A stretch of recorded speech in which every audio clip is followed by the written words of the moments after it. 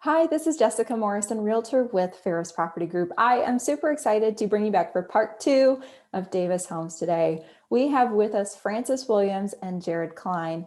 I am going to turn it over to Frances for her introduction. Welcome, everybody. Well, thanks for having us today.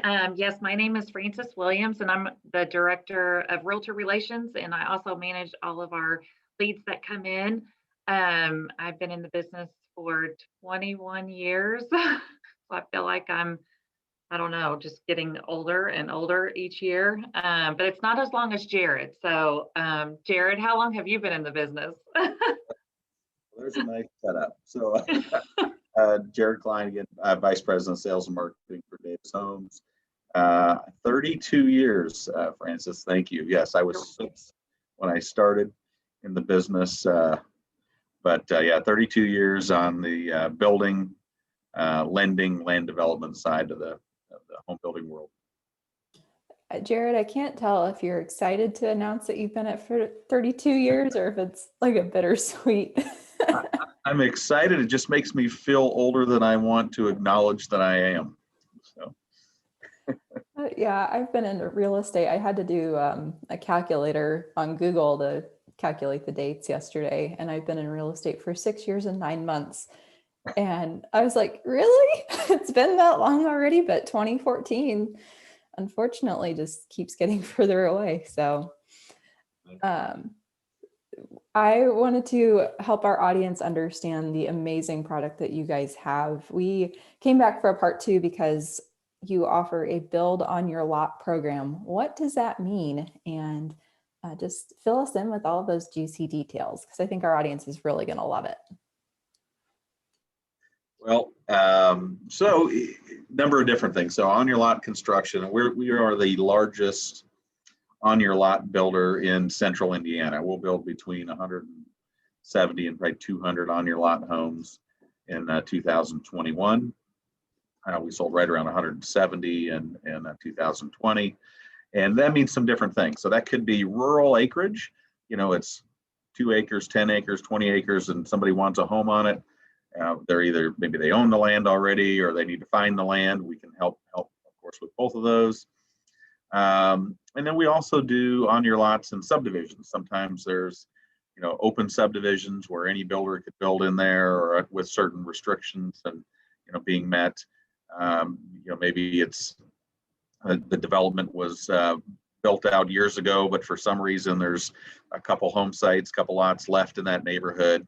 Then, we'll build in those as well. So whether it's rural out on acreage or it's in an actual community, whether it has, city utilities as an example, or whether it needs well and septic, we accommodate all of that. And we build within a 50-mile radius of essentially Monument Circle. So we go as far north as, Kokomo. We go as far south as Columbus, Indiana, Bloomington, and so forth, just as some examples. So a pretty good radius of construction. And I'll let Frances talk a little bit about the design side, because that's probably the more enjoyable, more fun part of the process is the home designs. So yeah, on davishomes.com, we list all of our floor plans with all of the pricing. We can actually take any of our floor plans and modify any of our plans, or they can actually bring their own. So a lot of builders kind of stick to their plans and they won't change things around. But we're really unique in that we offer some customization to our plans. And we have a wide range of plans that almost fits into any budget. Not any budget, I should say, but a lot of budgets. So like our ranch plans start in the 160s, and then we can do complete customization, up to the $1 million range. And when I say 160, that's without site cost or without lot cost. And we'll get more into detail about what the site cost is, but definitely we can fit in an affordable range for somebody if they're interested in building in that price range. So a few of our favorite plans, the Elmstead, the Fairstead, we've got a couple of steads in there, but those are like 2,000 square foot ranches, 3 bedroom, 4 bedroom. It seems that a lot of on your lot people really like the ranch plans. Everybody's looking for a ranch with a basement. And so we sell a lot of those. We also have a model of the Bradbury plan, which is a 2,200 square foot ranch with a full finished basement, a bonus room that people can view. And that seems to be a very popular plan. The Nantucket, if you're like looking at 2 stories, the Nantucket is a pretty awesome floor plan, a lot of square footage, over 2,800 square feet, 4 bedrooms, the loft, that kind of thing. But a lot of people, what we're seeing a lot of people do is change the front of the house, the elevation of the house to a farmhouse look. And we can do that with most any plan that we offer.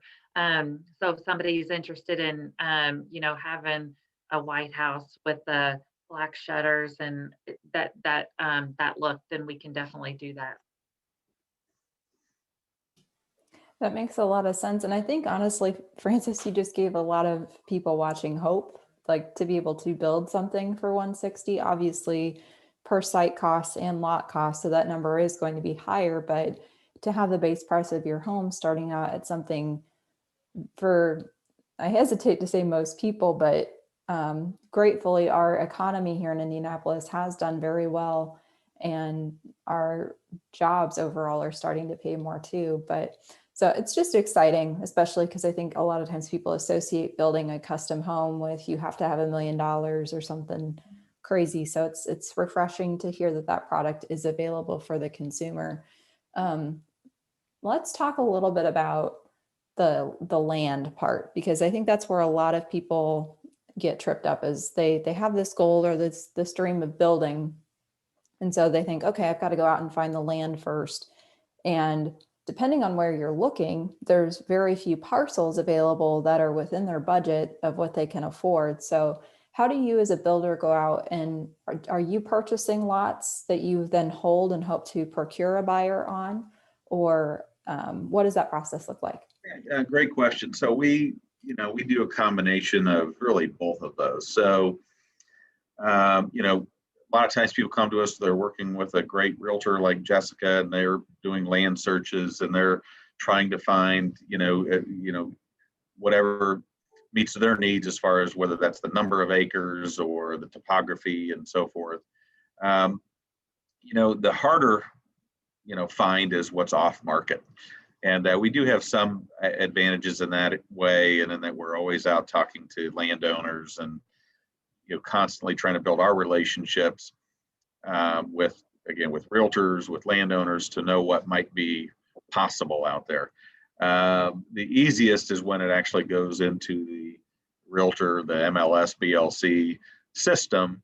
Then we can do searches and find out about it. And then once we find the land for the customer, or they already have it in some cases, then you want to do that evaluation. And we do a free site cost evaluation where we'll come out, take a look at the land, and essentially give you some estimates. Now, if I were to talk kind of generically, site costs for the most part are $40,000 to $50,000, and you can have some extremes. If there's a lot of trees somebody needs removed, if depending on how long. Some examples of what can impact site costs are driveway length, for example, and the type of driveway. So if somebody wants to sit the home 300 yards off of the road and they want that concrete, a concrete drive, well, certainly that's going to be more expensive than a gravel drive. Somebody might say, well, I'm going to do 250 yards of that in gravel, then I want the rest concrete, or I want the rest blacktopped, or I want it all blacktopped. We work with the customer and their individual wants, desires, and budgets to determine what makes the most sense. But those things impact the overall costs. If you have a lot of topography, and now being that maybe there's a drop in the land, so it's maybe more conducive to a walkout basement. Sometimes it doesn't make sense to say, I just want to do a crawl space. Well, if the topography is such where the crawl space walls are going to be 8 or 9 feet in the air, it probably makes more sense to just do a basement. And you're going to be spending so much for those taller walls on the crawl, you're essentially getting to what the costs would be if you added a basement, which is going to give you more resale value and a more functional space. So those are some of the key elements around site costs. But again, we do an individual site assessment and try and help give you that cost up front so that you can make sure that it fits within your budget. And if you haven't purchased the land yet, we want you to be able to make sure that, and maybe you have it under contract, you have a due diligence period on that land purchase, that we get you and help get you all of the information you need to make a good decision before the land's actually purchased. Does that answer, Jessica, kind of what you're looking for? Yeah, I think, and I'm going to struggle because I didn't take notes yesterday like I should have, but there was a Boone County, for example, Board of Zoning and Appeals meeting yesterday, and we were talking about how a lot of listing agents will incorrectly advertise properties where this is a quote buildable lot, but they haven't received a special, it's not variance. What's the word that I'm looking for? It's basically a letter that comes from the zoning department that says this intended use is a possibility. Do you know whatever the zoning classification, maybe if they're doing a classification change, or is it from the health department where they're talking about, does everything meet the needs for a septic or a well scenario? I guess I'm not. I don't think it was applicable to zoning. I think that was certainly part of the discussion. But yes, I think it was more so evaluating, like, does this lot meet the standards and criteria for giving permission to issue a building permit? And my mind is drawing a complete blank. So more than likely, that's around the probably what you need for the septic system, being able to, if you're far enough away from city utilities where there's not city water and sewer available and you have to go to a septic system, it's making sure that we're able to, you have enough acreage to accommodate septic requirements, that the system drains properly, and that the soils are good. So you do typically, part of that site assessment process ultimately ends up being soil tests, and you do the testing to ensure that, again, that the soil is good for a septic system. And there's different types of septic systems, and we have experts that we use that are part of that evaluation process, so that we look at that to, again, determine if it's, you hear them talk about a Presby system or a mound system, which is essentially above ground. That's going to have that's not as visually pleasing, for example. So we just want the consumer to make all decisions kind of eyes wide open, with all known information, again, before they buy the lot and before we're, of course, starting the construction of the home itself. Nobody likes surprises in that regard. So we want to make sure that provide as much clarity up front as we can. Yeah, and I think, to circle back to what I'm thinking of, I think it's just a standard letter that comes from the zoning department that gives you the green light. Like, yes, your intended use is something that we would consider or would allow you to do and move forward on. Because the biggest thing that I took away yesterday from that conversation was just the amount of listing agents who improperly advertise or, potential to build, and the consumer takes that as truth rather than doing their own due diligence. So if you're someone in the public watching this and you have dreams of building a custom home, certainly talking with the builder is a good start as well, but making sure that the property that you intend to purchase is approved for that, and you would consult your city officials on that. But is that something too that, let's say a client has driven by a piece of land, they think it's beautiful, they call you, what would you advise them on their next steps to be, besides working with you? Yeah, no, good question. Yeah, certainly you hit it there. Working with us because we'll guide them through that process. But if it's just a phone call and they're saying, "What do we need to do?" Yeah, I mean, and we'll help them where we can, even without money. Which is, is it in a flood area? You want to make sure that you check the flood maps and make sure that you're not in an area that's going to have a flood issue. Again, maybe there's already been soil tests done on that site. What are they? You can get those from the health department. So from a building permit standpoint, because that's ultimately what we need to have. And when we apply for that building permit, we're providing engineered drawings of the home on the home site. We're providing, information that again shows the type of septic system that's on there.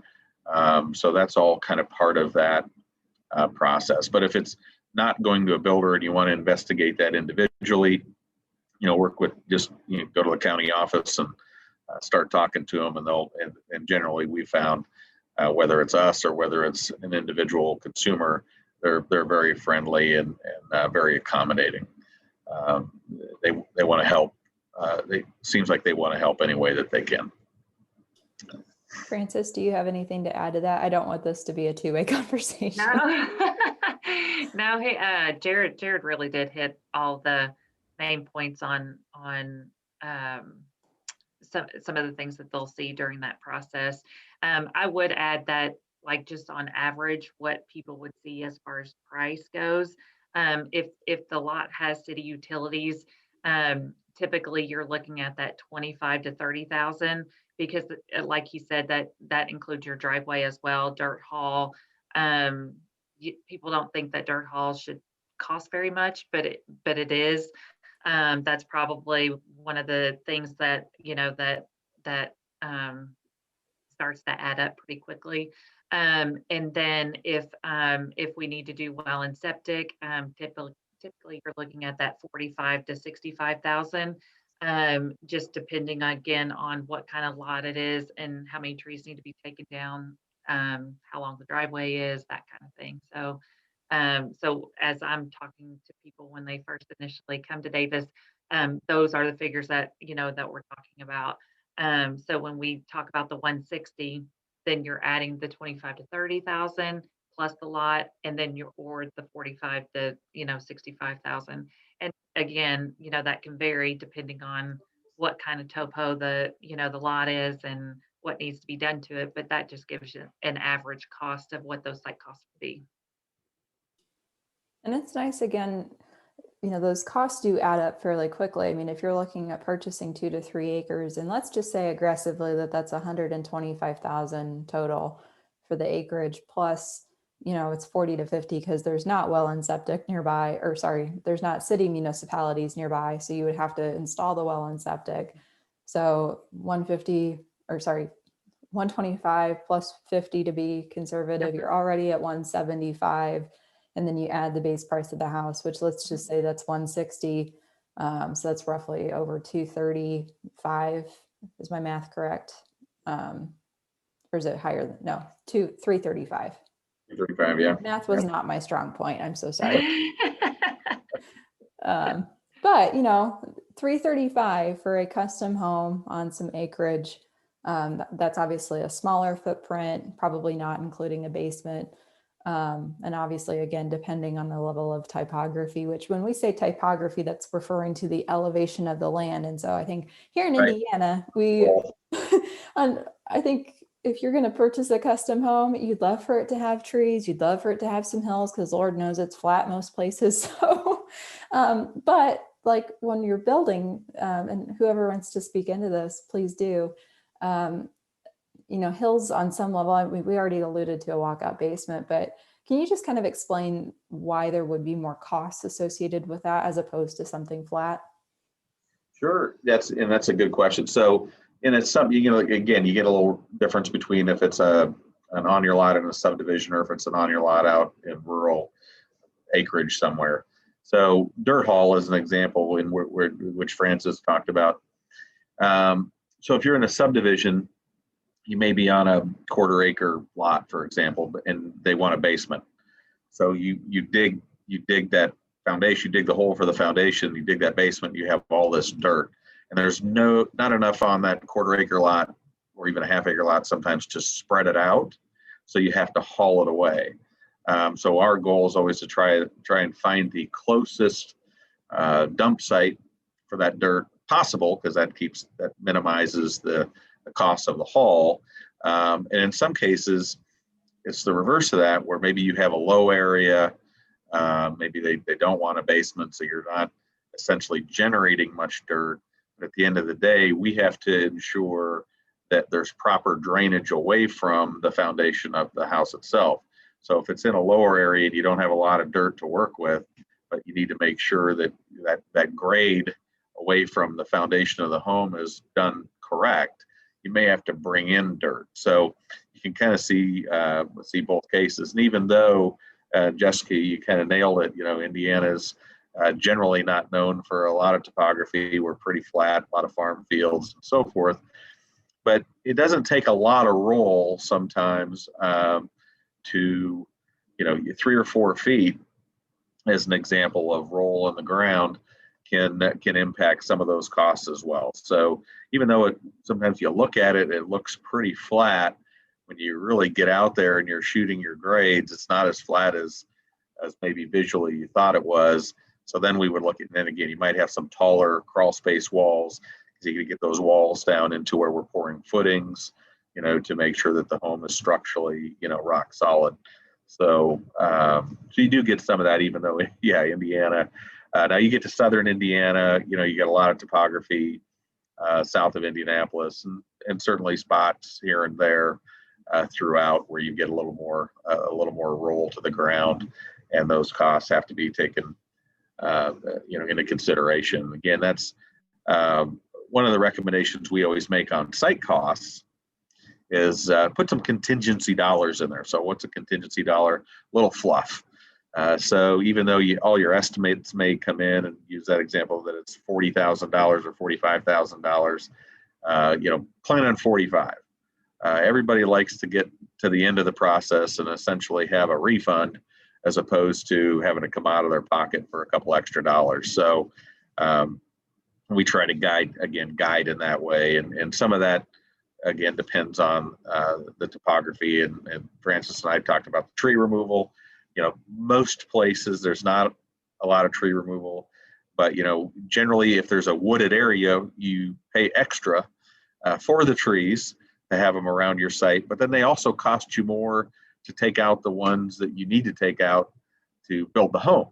So sometimes you just have to, again, know that if you're going into I love all those trees, that all those trees come at a cost up front, and they come at a cost to remove as well. So, and we work with each individual customer. Sometimes they want to clear a backyard area that's pretty big. Sometimes they want to just nestle the home, within the trees and remove as few as possible. So again, that's, everybody has different desires and wants, and we, work with them accordingly. Go ahead, Francis. So one of the questions that we get asked a lot is what kind of, how does financing work with a build on your own lot? And there's a lot of different ways that financing can be done. But most of the time we do construction perm financing. Davis actually does offer construction perm financing, like FHA, USDA, yes, VA. And so those are pretty, those are your federal, loans. And then there's conventional. And we've teamed up with some banks to be able to do some conventional loans as well. But it's not like it used to be. It used to be that you needed 20% down and an 800 credit score. And that's just not the case anymore. And so a lot of times too, we can get creative with some stuff. So if somebody actually owns their own land, that could be used as collateral towards down payment.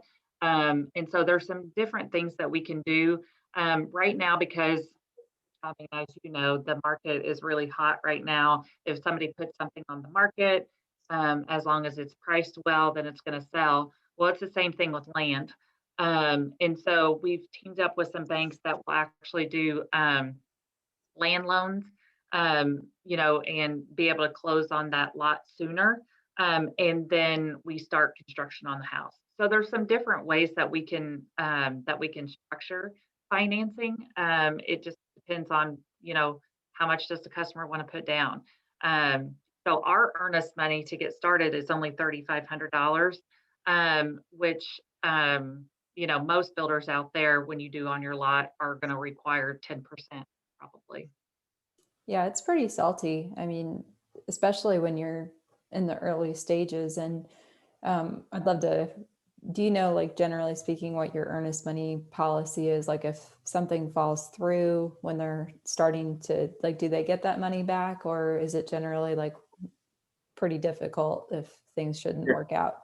Good question. So, everyone's a little different. As Francis said, we tend to take a little less, quite a bit less than many.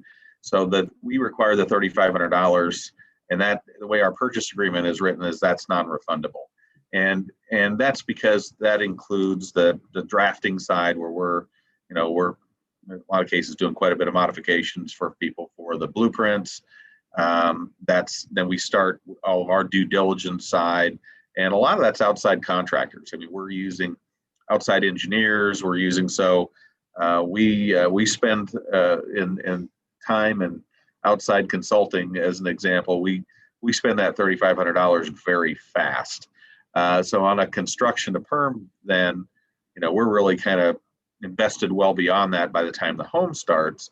But then at a point where you do a construction loan, you're closing essentially at the start of the house.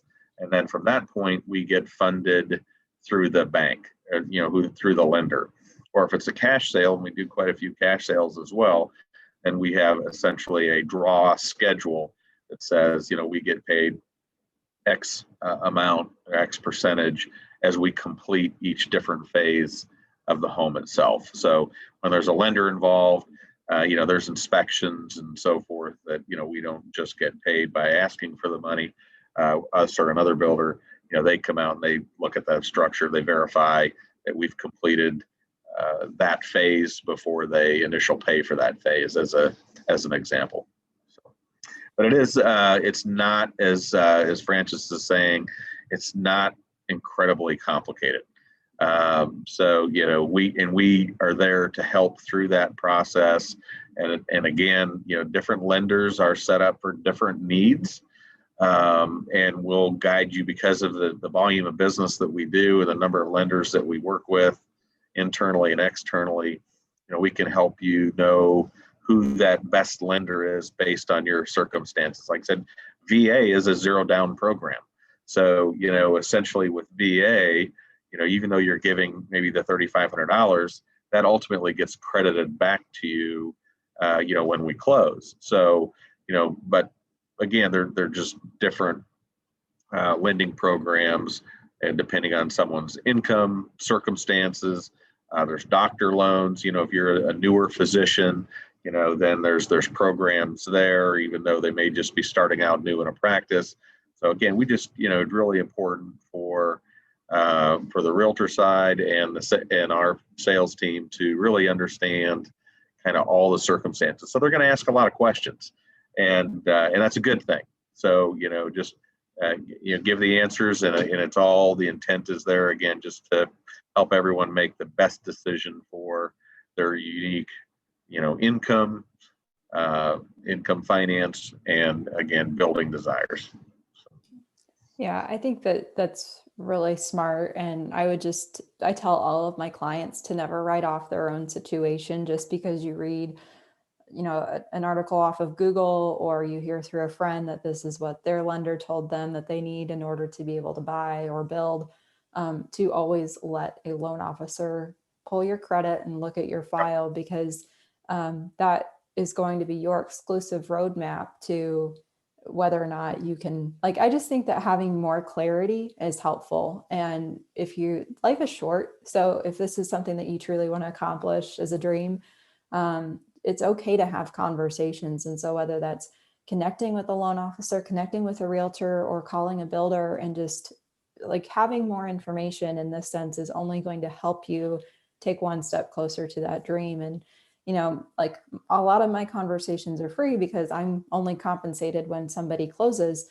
So utilize that free resource. But all of that to say, like, I'm sure, like Davis Homes, like if somebody called in and asked questions, like, should they expect a charge for that time, or is that something just part of the service you provide? Yeah, that's part of the service, and we provide Frances, receives most of those calls. She's the first one, and then kind of assigns them depending on who needs to step in and help them with whatever those circumstances are. But no, I mean, that's part of what we do. I mean, it's, you get a phone call, people explain their circumstances, and we'll tell them that, hey, we're either a good match for you or we're not, and make any of the recommendations we can. I mean, sometimes we get, folks that come in and they call in and they want that 160, but they need it to be everything. Well, it wouldn't be fair to make them think that was possible.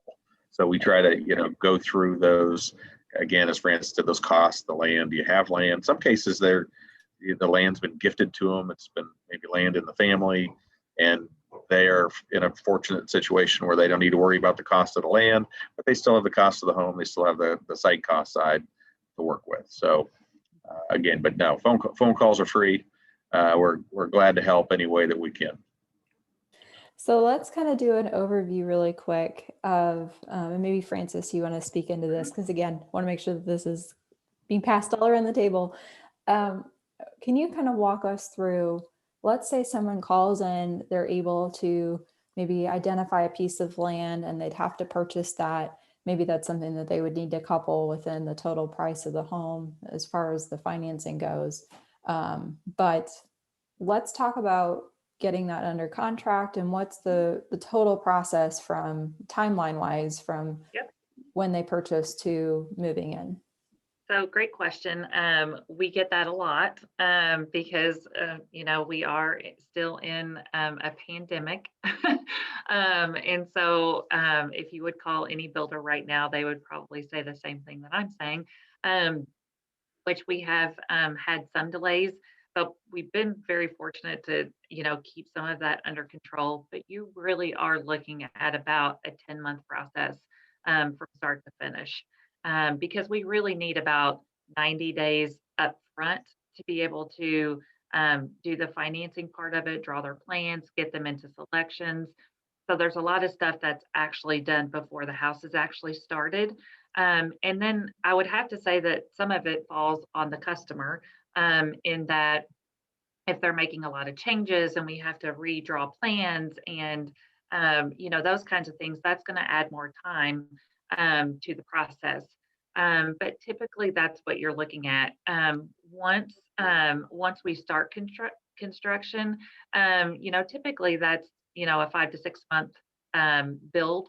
It just kind of depends on, what they end up doing if they do a basement, because that's going to add more time, those types of things. But that's on average, that's a pretty good timeline. So to recap, 10 months total on average, obviously with an asterisk next to it because we're in the middle of a pandemic. And that's a perfect segue because before we started recording this call, we were talking a bit about how COVID has impacted the supply and demand and manufacturing chains. I would love for both of you to speak into that, because I think that it makes me nervous as a realtor, because I think there's going to be a very rude awakening in the spring construction market with prices surging. And I don't think that people are going to fully understand why that is. I think a lot of times, unfortunately, when they see builders doing price increases, it's just like, oh, the builder's greedy and they just know that there's a demand. And I'm like, well, yeah, they do need to make a profit to run a business, but at the same time, there's probably more playing into that. So would love to hear your thoughts. Yeah, I wish that the increases that we'd seen over the last 6-8 months had profit as the result. Unfortunately, that's not been the case. So the quick why you've seen these increases is really when the pandemic initially hit. We all kind of thought the world was coming to an end in a lot of different ways, right? So we had layoffs. So the construction, the mills, for example, the appliance manufacturers, they all thought it was really, things were going to stop. So they furloughed, laid off, cut shifts. They really drastically reduced production. That was dominantly in March and April. Well, then and that was kind of a slowdown. Well, then when things started picking up again, really in May, we were kind of behind. Well, then it was a little bit of May seemed strong, but what does that mean? And, it took a few months for those manufacturers to realize, okay, people are home, they're doing more do-it-yourself projects, lumber, for example. So, people were fixing decks and porches, and the first shortage arrived, with Lowe's and Home Depot, Menards, finding treated lumber blowing off the shelves. So, but the manufacturing side, the mill side, was at a fraction of the production. So we ended up getting caught short. I say we, the industry, the suppliers, everyone, as a result, dominantly in the last part of the year. Well, supply and demand. So, no question, costs also started to go up very drastically in particular on the lumber side. That's where we saw the biggest difference. The good news today is that, that shortage is there's been efforts in place now for a number of months to make up for it. So the production sides have kicked back in as much as they can. Still some limitations based on COVID spacing and so forth, even in the mills and the plants. But production is ramped up significantly from where it had reduced itself to. So that should help us in the spring market. So there is also a continued demand, a strain on, again, those suppliers and the labor forces as well, that has driven costs up. So as builders, we saw essentially, I think it ended up being 20 geographically some differences, but a pretty significant increase in anticipated sales and permits in 2020. That's carried into 2021 already. So it is possible, and it's something we're trying to plan for. So you have seen builders take increases. In most cases, builders were losing, profits the last half of the year and into the first part of this year, just again, because we haven't really, our price increases haven't really been able to keep up with our cost increases. So you may still continue to see that. Now, at the end of the day, if you buy now, and prices go up, you're happy about that. If you're in the middle of the process, not so much. The counteractive to that has been interest rates. So, and that was on purpose, and grateful for that. That interest rates had, during the pandemic side, have gotten lower, and that's offset a lot of the increases. The existing home market, also saw great appreciation. So again, offset by people are selling those current homes much higher than what they would have sold them for even 10 months ago. Again, supply and demand. So that those things have helped. We all want the best of every world we can live in, right? We want the lowest building price. We want the highest price on what we're selling our home for. We want the lowest interest rates we can possibly get. Maybe not realistic. So, but the good news is we kind of have 2 out of 3 of those.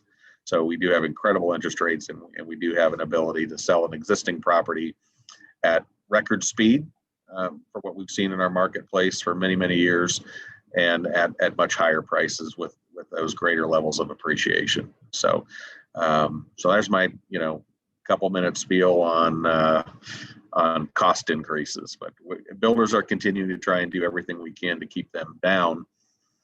But the reality is we've got to pay the price for the material, or we can't build the home. So the downside. Francis, do you have any thoughts on that before I give my insight? No, he covered everything. We were just in a meeting yesterday and talking to the CEO of Baggy, and he had said that we had pulled over 8,600 permits, and to kind of keep that, to put that in perspective, we haven't seen that type of permit pull since 2006. So our biggest thing right now is obviously land.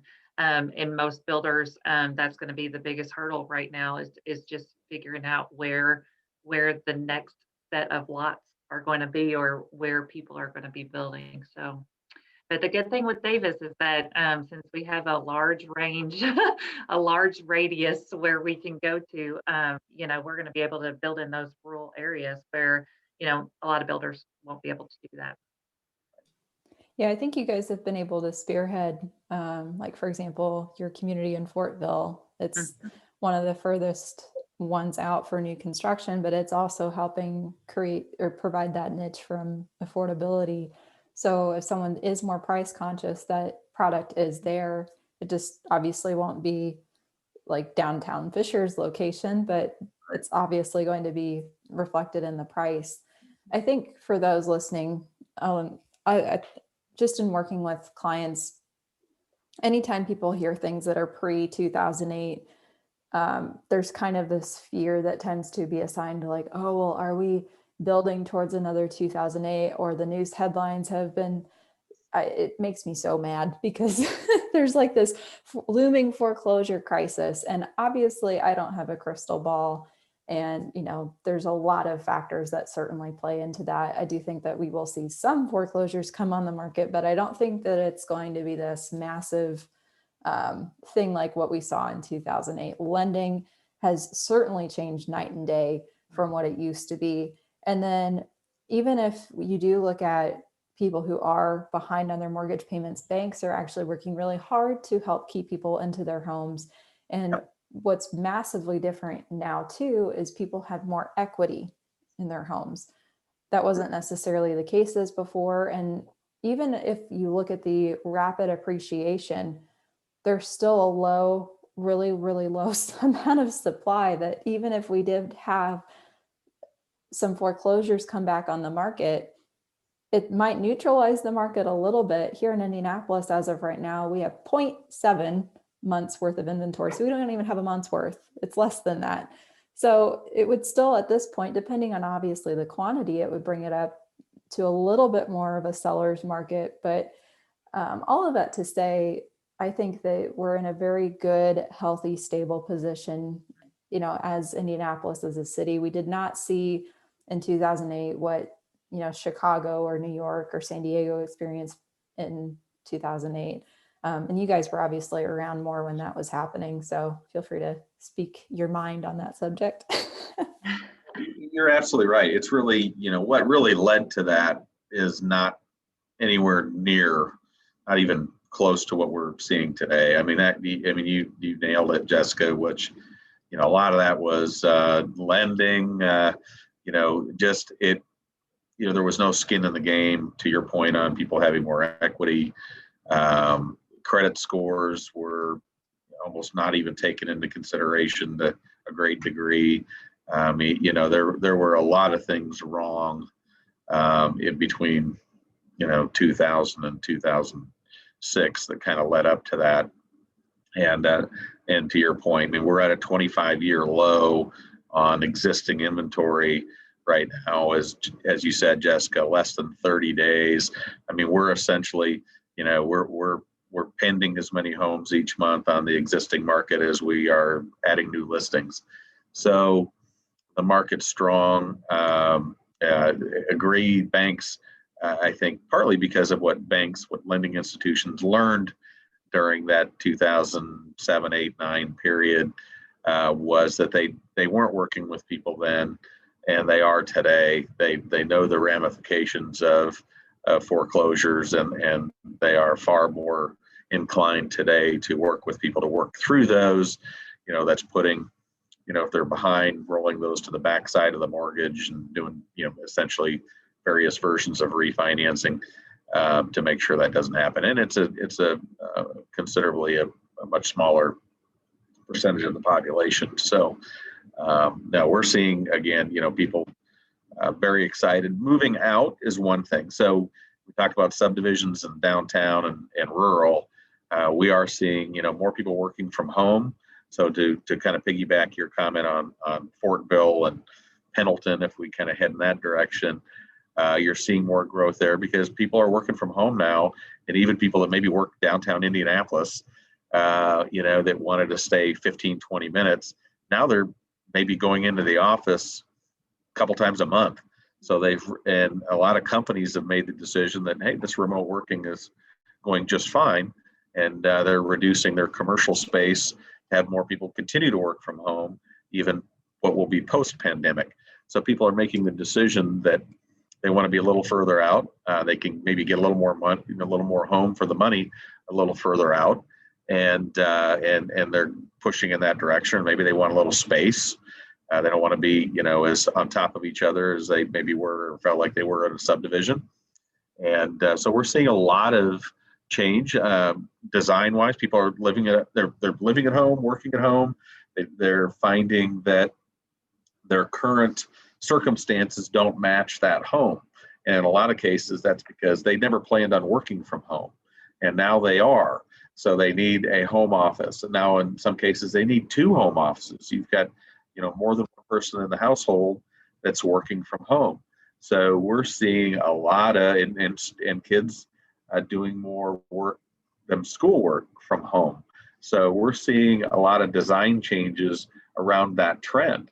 Multiple office areas or study spaces, work from home space, whatever you want to call it. Very different than what we saw in years past. So that really is one of those differences for us, is that we modify, as Francis said, we'll modify our floor plans where a lot of builders won't. So if we need to make some modifications to that plan to come up with a second office area or more private office areas, we can make those changes. We're set up to make those changes where other builders won't. I mean, we have one of the largest architectural drafting departments in the home building industry, and that's even taking into account builders that may build a lot more homes a year than us, but again, don't make changes. So that's one of those niches that we have that goes well beyond the fun foo-foo, which is the outside. And Francis talked about farmhouse elevations. Everybody's different, right? Modern prairie, modern farmhouse, craftsman, colonial, traditional. We can design exteriors based on what somebody really wants that to look like, not just inside, but outside as well. I would say the other thing that we get a lot of calls on is our 2020 home show, which offers our flex suite. So a lot of people are, moving parents in, or college students that, aren't, leaving the nest as quickly as what parents would want them to, or, whatever reason. But a lot of people need that extra kitchenette, bathroom, bedroom, living space that's connected to, the main house. And so we're getting a lot of calls for that as well. Yeah, it's amazing how the COVID situation has forced so many people to upsize rather than downsize. I think that was a speculation that, people are going to have to downsize to be more affordable or economical in their day-to-day living. But just like you illustrated, Francis, what's funny is the needs that were already an issue pre-COVID have just been amplified. Like if there were issues in your home or the pain points of your home, you're feeling them even more now. Like if the kids don't have a dedicated recreation space and the toys are all out in the living room, and you're trying to work, because I kind of come up with little names for different, like very typical floor plans. Like one's, I call it the carousel floor plan, because the stairs are right when you walk in and you walk through all of these other rooms and you pretty much like go right around the stairs. But most people have a front formal living room that they never use, which has been adopted as a home office space. So it's just been fun to watch people adapt to what their current home has. But yes, that was absolutely a trend, Francis, pre-COVID, was people were having to, they've been affectionately named as the sandwich generation, where they have their parents moving back in with them, and then they have a boomerang child from college who's still living with them. And so there was a trend even pre-COVID where people were having to upsize for that purpose. So now you have families who are not only in that situation to begin with, but they're probably still needing to work from home, like you suggested. one builder that came to mind from this year's Homerama showcase here at Holiday Farms, I think was the Kent Schaefer model. And I thought it was neat. And I hope I'm attributing this to the correct builder, but they had like a half step situation where you went up like 4 or 5 steps. And then at the landing of that stairs was an office. So it wasn't a home office that was on the main level. It had a really cool, windows on 3 sides view. Plus it had this amazing 2-story ceiling that was really well decorated. So obviously, if you've got some money to spend, that might be a cool office setup. But Right. Yeah, I think I'm really curious from my perspective to see how people create that second home office space, because what tends to happen is there's the office on the main level, and then there's usually an extra bedroom in the basement, and the unfortunate spouse gets the basement, or maybe they prefer it that way, but I like to look out my window. So Well, we've also seen, like bonus rooms over garages, for second office areas, where you even have enough room to accommodate adding another bathroom. So it's a space that could have some flex uses with futon in case you have guests over and need some more space. So, and to your point, we see office areas and basements, depending on the width of the lot itself or the ground. We've had bumps, to one of the sides where they've added essentially an office, a second office, a den area off to the side. As you said earlier, living rooms and dining rooms have kind of gone away, so it's kind of now, where do you use that space? And certainly homes over the last 10, 20 years have just gotten more and more open, that open concept floor plan, dominantly from kitchen kind of to great room area, and eating area. That eating area, which used to be kind of small and maybe, more referred to as, we all still kind of do, the breakfast nook. It's really not a breakfast nook anymore. It's really, it's your eating area, and it's much larger and accommodates a much bigger table. And the dining room, the formal side is kind of out, and the informal living side is more in. And that has lent itself well to the at-home office space needs and so forth, because we're essentially, resizing to a great degree as well. Just putting, building new with the needs of today's buyer, which is different than what it was 10 years ago and 20 years ago. So you get higher ceilings, again, that goes to the trend side of building, where, we're just seeing overall higher ceilings, lots of tray ceilings. We're really not seeing plant shelves anymore per se, or even vaults and cathedrals, as much as we just are taller ceilings, more glass. We're seeing, people really want, and I think too, when you're working at home, you're in a dark, dreary environment, that's not necessarily a good place to be. So we're seeing lots of windows with transom windows above the windows, different styles of windows. So just design wise, it's fun to be involved in that current look. Big kitchen islands. It used to be, if you had a 2 foot by 4 foot island in your kitchen, that was kind of normal and pretty good.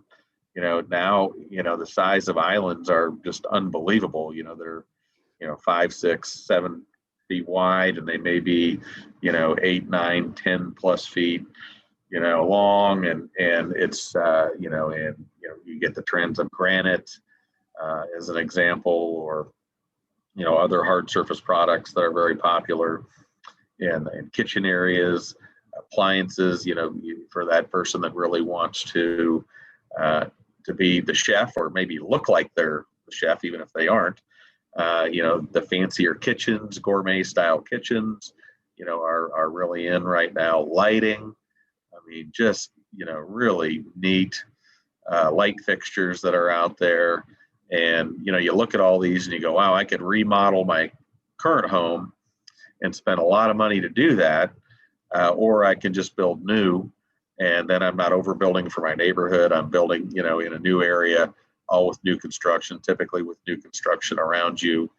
And that also helps. So we look at that, but then we rely heavily on our realtor partners again, with great realtors like Jessica to help with kind of the resale guide. We can tell you what the trends are, but nobody understands the resale market like our realtor partners. So, it's kind of like we're going to guide you with what the new side can offer you. The realtor side is to kind of coach you, get that current home sold, maximize the amount of money you're going to get for it.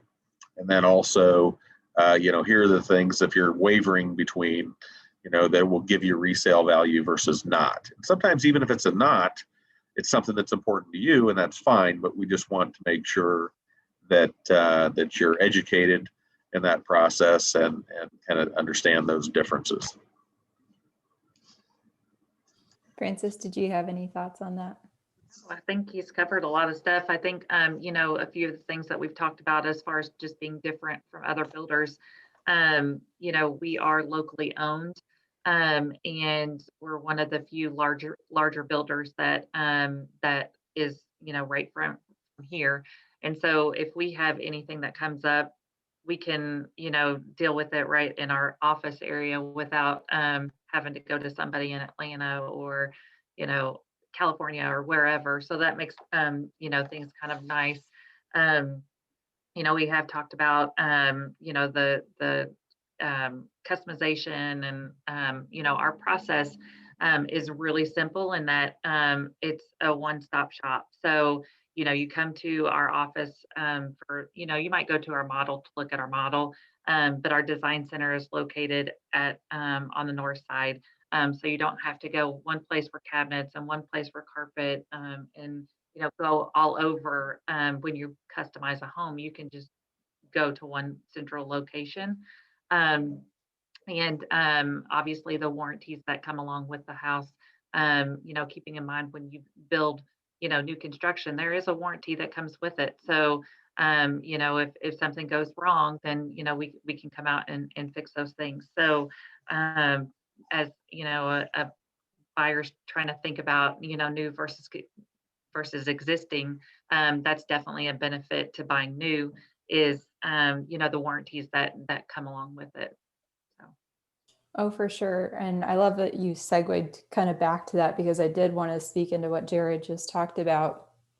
Actually, when I was able to do the 2019 fall Homeorama at Pemberton, I was trying to figure out how to build rapport in 30 seconds with the 400 plus people that were walking through the spec house. That wasn't officially a part of the tour. It was just an extra home that the builder had done. And I was able to, just think about the client that's walking through there. They're probably not going to be building $1 million home anytime soon, but they're probably walking through to get design and renovation ideas for their current home. And something that I would try to point out to them was, hey, before you put any effort into evaluating if your renovation is going to be worth your time, let's do a current market analysis on your current home to make sure that what you're budgeting for this renovation isn't going to price you out of the neighborhood. And is that investment going to be something that when you think about the time and energy and having to live around a kitchen remodel, would it be better use of your time and money to just put that money into your next house? And so that created some really great conversations and some opportunities for some of my contractors to come in and do bidding.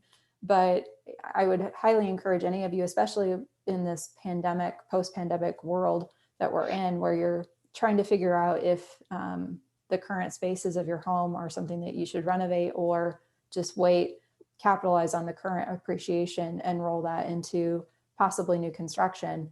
That's something where we as agents come in and are happy to do a free market analysis. And hopefully, that earns an opportunity should you go to sell to work with us. But I think for this conversation, it's incredibly helpful because you can just prioritize and again, have more clarity around what is best practice. So we are coming up on the hour. What are your top, maybe 2 or 3 suggestions from each of you on this discussion of building a custom home? I can go ahead and start. I would say definitely reach out, to obviously you, ask a lot of questions there's no stupid question out there. I know that, when you're doing this for the first time, it seems very overwhelming. Um, and it's very emotional. So, we try to help out through that process. But, as I talk to people right up front, just ask a lot of questions. And that's what we're here for. Lean on us, call us, text us, that's what we're here for. And I would say that that's probably one of the top things that I can, tell a buyer is, ask away. That's what we're here, and we try to guide you through that process, um, and set those expectations up front, because we feel like that's probably the biggest part of, purchasing a home, is setting right expectations. If you know up front that you might walk into your house and, see drywall that doesn't look right, or lighting that's out of place, those are things that we would come back and take care of. So, just knowing that, when you buy a car, your car's complete, right? You go to the dealership and it's shiny and it's new and it's ready, and, it smells good and everything's so great. The construction process, you're allowed to walk in to your home during the construction process, and so things do come up. And just knowing that, that just to try not to get so emotionally, like you can't communicate with the builder or, yourself. So I would say that's probably the biggest thing, is just, ask a lot of questions, take a deep breath. But we're going to be married for the next 12 months. So Yeah, I I would have to think say. I think speaking into that, Francis, that is actually a really good point. When you build relationships with people, you are kind of like, I mean, there's a joke in real estate that realtors are wedding planners. We help marry people uh, to that next It's true. property. But I think for what you've pointed out, it is really important. And I don't want to make it something that should be more important than some other really um, important subjects within the building process, but I do think it's important that you click well with the builder, because you are going to be working with them for 10 months. And if that person off the bat is irritating for whatever reason, shop around. Make sure that you enjoy building that relationship, because it should be a fun process. It shouldn't, but like there might be stress because there's delays, or if you make a change, like that's going to create a ripple effect, and there might be some cost associated with that. But the overall process of building your dream home should be something that you really enjoy. Yeah, So, agree. Agree. I don't have anything to add to that. You both said that so masterfully that I can't even add. Call Jessica, visit us at davishomes.com. Look through the floor plans. Know that, again, we can personalize, modify. An example of that, we've got some pictorial opportunity on our site as well, so you can see some of the different elevations, and you'll look at those pictures and you go, I don't see these on the floor plans. And that's again because we personalize. What means craftsman to me may not be what means craftsman to you. So there's different styles there, and styles within the styles. So again, it's just reach out, ask questions. We'll do everything we can to get you going in the right direction. and one last question, because I think it makes sense in new construction with subdivision homes for why someone would partner with a realtor there. But why should someone, maybe in 30 seconds or less, because I do want to let you guys move on with your workday, but why would someone want to partner with a realtor when building a custom home? Do you want me to take it? I'll take it. I think the biggest thing is just, representation, obviously for the buyer. I think sometimes that a realtor can help with the emotional side of it. So, can kind of be that buffer sometimes between a buyer and a builder. But especially with on your lot, searching for land. So, you're going to be there for them to be able to find the right piece of property, set them up on searches, and really help guide them to, where they want to build their house. And, in a subdivision, where builders have a lot of lots, you're not really searching for that lot, like you are on your lot. So, and we love realtors. Yeah, it's a great partnership. Again, we each have our kind of our different area of expertise. And at the end of the day, it needs to kind of meld together. So again, as I mentioned previously, the resale side, what features are going to give you the best resale value. And again, somebody says, well, I'm going to be in this home, for 30, 40 years. That's a different conversation than if someone says, hey, I'm probably going to get a job relocation in, 3 to 5 years, and resale and maximizing what I get out of the home at resale is more important. Then those are kind of different. Those can be very different discussions. So again, realtor side, great partners. Land find is always helpful. That third party, more neutral person in the process can be good if there's questions. And sometimes the customer just wants to say, is this normal or not normal? And that realtor may work with many different. This is normal for everybody, or let me look into it. And so there, again, it's a good partnership between the consumer, the builder and the realtor to really, we're all working together for the best interest, the best end result. But it's good to have all three in the process. I love it. Can't hit the mute button apparently. I hope everybody has found this to be incredibly valuable. And I know that I've always enjoyed connecting with each of you, whether it's through email or LinkedIn. It's been a joy to get to know each of you through this interview process. But thank you again for your time. I know our audience is going to find it really valuable. If they would like to inquire on the build process or maybe connect with you to talk about just illustrating what we've talked about, what would be the best way for them to do that? So they can visit davishomes.com, or my cell phone number I always give is 317-797-7036. And then they can also email me at fwilliams@davishomes.com. Okay, great. And I will make sure to put that in the comments or the dialogue box for the video. And thank you everybody for tuning in. We hope that you enjoyed this interview. Please reach out to us if you have any questions. And I hope Jerrod and Francis, you both have a great day. You too. Thank you.